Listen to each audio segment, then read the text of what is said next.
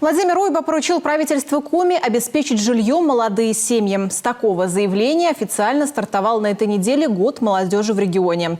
Сегодня на учете по улучшению жилищных условий стоят 277 семей. О перспективах молодых у себя на родине репортаж Анны Зубаревой. Предотвратить отток молодых и активных – важнейшая государственная задача. Для ее выполнения уже в апреле правительство выйдет на Госсовет, чтобы выделить средства на решение жилищного вопроса. Меру, которая позволит молодым, так сказать, бросить якорь в родном регионе, анонсировал Владимир Уйба. Готовились к году молодежи, и я коллегам по правительству говорю, а сколько у нас вообще сегодня семей, которые стоят на улучшение жилищных условий молодежи, от 18 до 35, чтобы вообще понять масштаб. Оказалось, всего у нас стоит на учете по улучшению семейных условий 277 молодых семей. Вот я, правда, считаю, что кто-то еще на учет не встал, мало у нас. Но тем не менее, я коллегам в правительстве сказал, ребят, давайте мы в год молодежи закроем эту тему в этом году в один присест, что называется. По объему это примерно 300 миллионов рублей. А созданный недавно комитет по делам молодежи, который будет заниматься исключительно молодежной политикой, в этом году ставит своей задачей наладить связи и выстроить диалог со всеми муниципальными лидерами и активистами. От них комитет должен быть на расстоянии одного звонка. Год молодежи должен принести нашей республике, с моей точки зрения, понимание молодежи, что здесь можно закрепиться, нужно закрепляться, что наш регион – это место, где можно и нужно делать хорошие дела, получать от этого самореализацию и жить здесь. Республика – кладезь перспективной, талантливой молодежи. Нам есть кем гордиться. Например, Коми научный центр в 2022 году встретил новые кадры. В списке аж 22 фамилии. За их плечами бакалавриат, магистратура. Они хорошо знают английский и любят свое дело. Об аспирантуре Екатерина Бушманова задумалась еще на 2-м курсе бакалавриата. Тогда молодая студентка решила, что свяжет свою жизнь с физиологией. Сегодня она в составе комплексной научной группы следит за состоянием здоровья ведущих спортсменов республики. Читая зарубежные статьи, я понимаю, что ту тему, которую мне дали, и я сама ее выбрала, это актуально сейчас. То есть в спорте изучение энерготрат, энергетического баланса, энергодефицита – это то, что сейчас на пике вообще, в принципе, в мире изучается. Актуальные темы – современное оборудование и высокий научный потенциал. После небольшого затишья молодежь вновь потянулась в науку. В прошлом году защитить кандидатскую удалось сразу 4 аспирантам. Эффективность, которой могут похвастаться не все научные центры страны. А это уже поселок Подь Кайгородского района.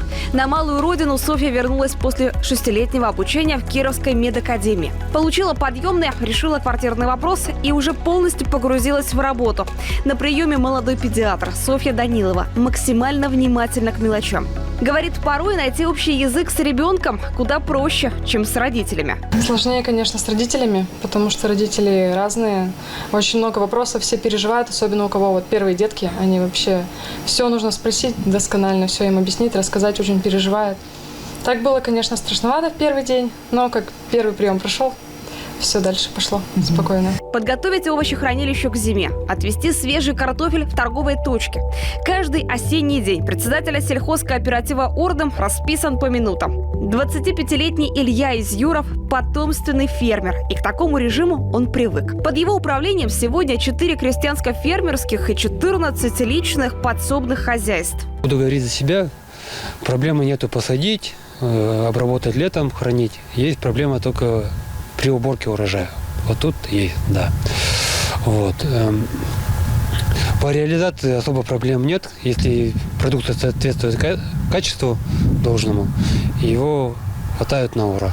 Год молодежи, объявленный главой Коми, на этой неделе официально стартовал. От патриотического воспитания до науки, творчества, добровольчества и так далее. В этом году регион предложит активность на любой вкус. В преддверии Нового года республика выиграла федеральную программу «Регион для молодых» и получила 135 миллионов рублей. Деньги позволят провести невиданные прежде мероприятия. У нас туда вошло порядка 28 мероприятий. Это и традиционные события, которые неоднократно проходили в Республике Коми, например, форум «Молодежь Коми», республиканский студенческий выпускной «Облака», но и запланировали несколько новых интересных событий. Я, допустим, больше всего ожидаю, что в финале Года молодежи мы проведем бал главы Республики Коми. В планах на 23-й год и развитие туризма. Не какого-нибудь, а тоже молодежного. В проекте «Молодежное путешествие по Коми» поучаствуют как минимум 80 человек. По согласованию с муниципалитетами определили 8 пилотных муниципалитетов, которые сегодня готовы предоставить вот такую красивую программу. Проект, если он, что называется, полетит, да, и будет интересен молодежи, то, безусловно, мы его, в общем, перенесем и на следующие годы. Молодежь – это люди в возрасте от 14 до 35 лет. И таких в Коми больше 180 тысяч человек. Их ждет в этом году ураган событий, иначе не назовешь. Не только в Сыктывкаре, во всех муниципалитетах за молодежью будущее. И, кажется, самое время о себе заявить.